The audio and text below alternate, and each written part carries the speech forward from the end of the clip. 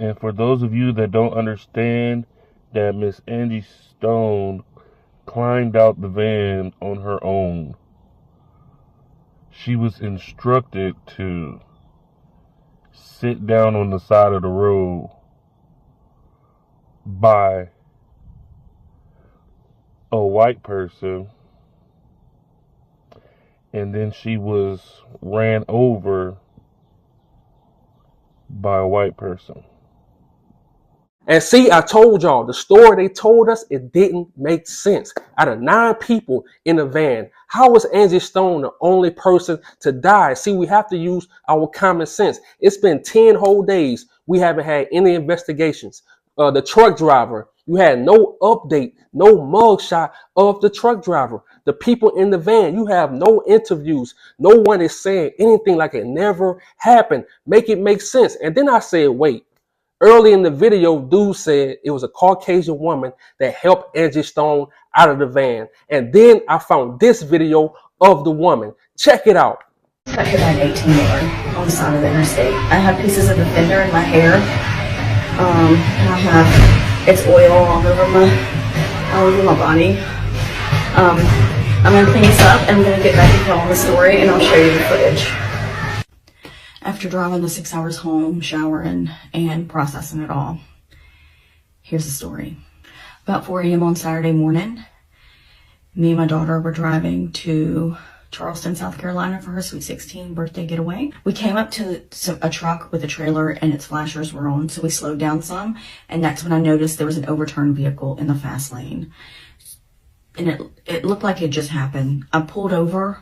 I put my flashers on and I told my daughter to stay in the car, and I ran over. It was a van, and I ran over, and there were so many people in this van and they were just trying to get out. And I asked if they'd called the cops, and they said, we're just trying to get out.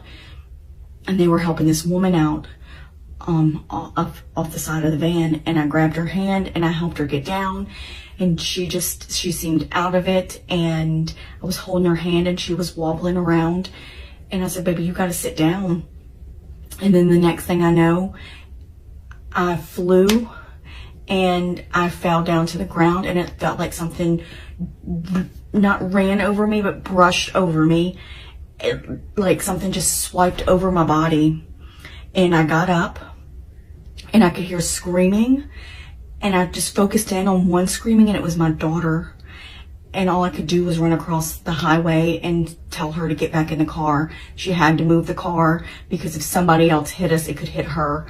So she moved the car farther up the interstate, and I called 911, and they said they were on their way. And then all I could think to do was get to my daughter. And that's all I could do in that time. And when I was walking to my daughter, we're really running. The best that I can do, I was in so much pain. My chest felt like an elephant was sitting on it. My legs were so hurt and sore. And I looked up, and there was an 18-wheeler that had crossed the median into oncoming traffic. And I knew that's what hit me and ran over and brushed over me was the 18-wheeler. And see, that's why I love TikTok. TikTok will show you what mainstream news don't show you, what they trying to hide from you. So I went to her account, and she's from Louisiana. Her last post was February 28th, the day before the accident happened, and she deleted the video. So I'm like, wait, let me read these comments. And then I saw this comment. The comment was from someone named Nancy.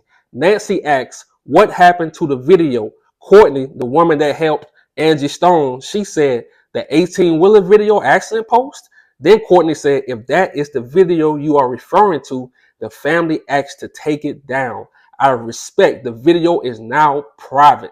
So it all makes sense now. That's why no one is fighting back. That's why it seemed like they rushing for this funeral to happen. No one is trying to fight back and figure this stuff out. You even see her daughter. Her daughter was online begging for cash apps. I'm like, damn, you're not trying to find out how your mother died, because what they told us, it didn't make sense. The van flipped over, then the truck hit the van, and she was the only one to die. That didn't make sense. But I always tell y'all in my videos, everyone is on the same team when it comes against our people. The cops on the same team, the trucking companies on the same team, the lawyers, the judges, the prisons, the hospital, they all against us when it comes to something like this. When you speak up against the industry, I'm telling you, they team up against our people. Because I was thinking, if this woman says the truck hit her too, why the news never covered her? Why the news never said anything about her? And again, this is why I love TikTok. On TikTok, you go catch the truth. On YouTube, a lot of times these major news networks, they not gonna tell you the truth. They just go tell you what they want to tell you, especially because a lot of these news outlets, they have ties to the record labels. I'm telling you, they all on the same team.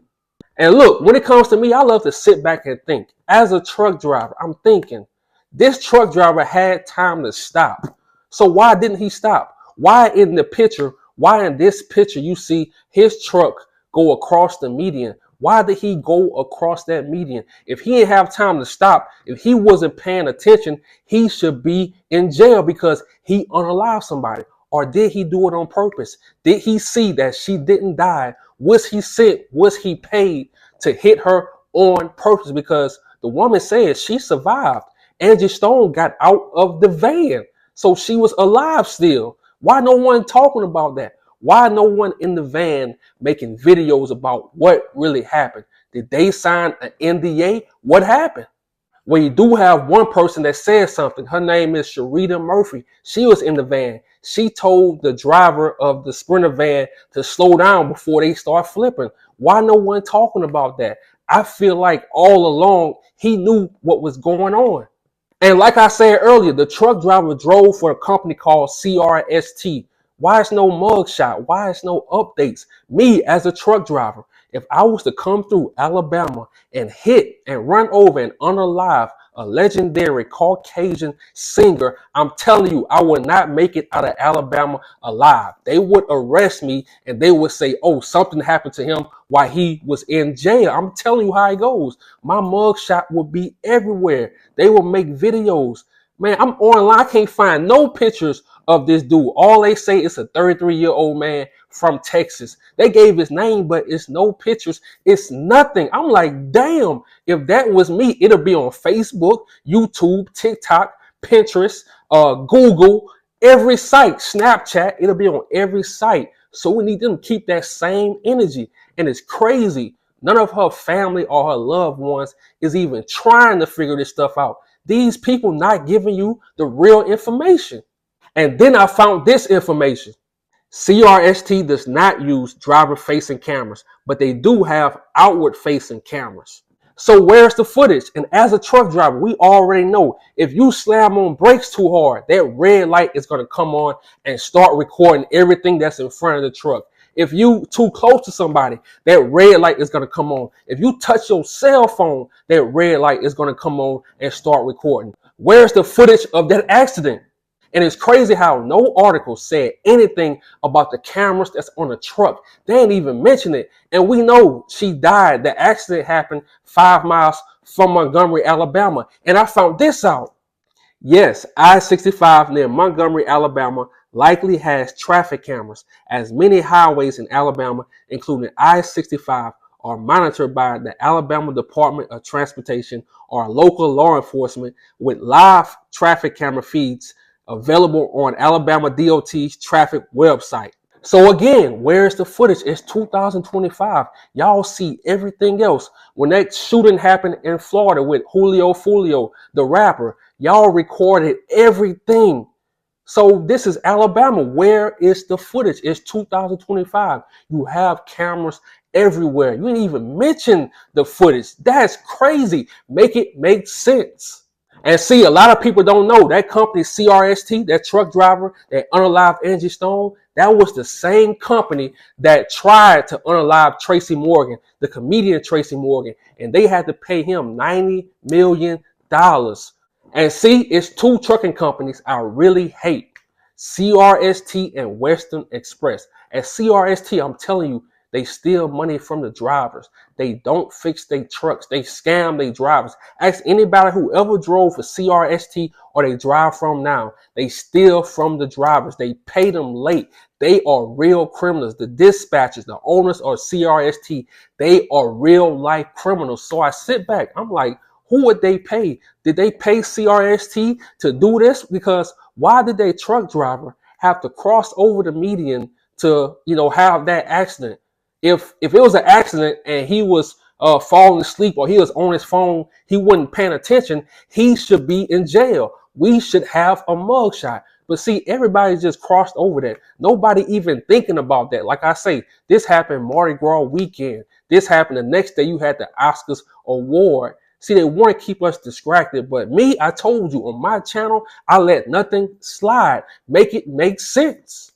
And then you have to sit back and think. We have no professional pictures of the accident scene. The only proof we have is from people passing by and recording and taking pictures on their cell phone inside of their car. Why don't we have professional pictures? Make it make sense. It's crazy. And I'm telling you, the game is cold. Angie Stone just announced she was going on tour this year and next year in the UK. She announced that. And I step back and I say, damn, Michael Jackson did the same thing in February. I think it was like 2012. I forgot the year, or 2009 when he passed away. But in February, he announced that he was going on tour in the UK also. And months later, like 18 days before his tour date started, he was unalive. Make it make sense. I'm telling you, to my people that's creators, you content creator, you are a singer, a rapper, a painter, whatever you do, photographer, whatever you do, you don't have to sign to these people. You don't have to sign over your rights to make more money, to get more attention. We live in a new day and age. We have YouTube, you have Facebook, you have Instagram, you have Snapchat, you have TikTok, you have all these outlets now. You don't need to sign to these people and sign your life away, because I promise you, once you sign to these people, they own you. They gonna pay you money up front because they know you broke. They know you need the money. Don't accept their money. I'm telling you, all money is not good money. So shout out to Angie Stone. We love you and we thank you for speaking up and exposing these people. And here's a little clip from Angie Stone. I'm out. And mainly is to show you that I will not go down without a fight. I'm going to continue to roll. Like, I didn't go to the Grammys, not because I couldn't go and not because I wasn't invited. I didn't go because the industry is set up in such a way that the elite, if you know what I mean, the elite get front row seats, front consideration, first thought of. The ones that are the underdogs are the ones that don't get invited, get cut out. You have not conformed to the way of the industry. And my thing is, I've been so blessed to maintain all my life. I promise you, I will give it all back because the power in my life lies in Christ. At the end of the day, if I had none of it, it wouldn't change my heart for Christ. Why? Because those things don't make me. I make those things. And when I say that, I don't say it in a bragging rights way, but you got to find a pivotal way to sustain your joy. You got to find a way to find the creature comforts of life without selling out.